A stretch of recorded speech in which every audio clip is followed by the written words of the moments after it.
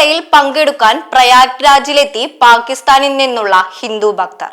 പാകിസ്ഥാനിലെ സിന്ധ് പ്രവിശ്യയിൽ നിന്നുള്ള 68 ഹിന്ദു ഭക്തരുടെ സംഘമാണ് കഴിഞ്ഞ ദിവസം പുണ്യ നഗരിയിലെത്തിയത്. ത്രിവേണി സംഗമത്തിലെ സംഘം കെട്ടിലെത്തിയ ഭക്തർ തങ്ങളുടെ പൂർവികരുടെ ആത്മശാന്തിക്കായി പ്രാർത്ഥിച്ചുകൊണ്ട് പുണ്യസ്നാനം ചെയ്തു.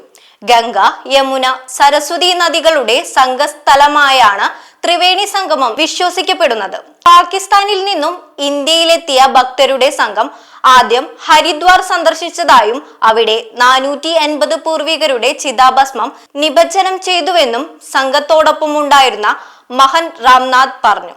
കൃത്യമായ വ്രതവും ആചാരങ്ങളും അനുഷ്ഠിച്ചാണ് പവിത്രമായ കുംഭമേളയിൽ എത്തിയതെന്നും അദ്ദേഹം കൂട്ടിച്ചേർത്തു.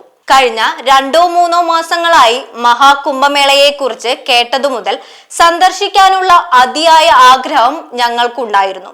ഞങ്ങൾക്ക് വരാതിരിക്കാൻ കഴിഞ്ഞില്ല. സിന്ധ് നിവാസിയായ ഗോപി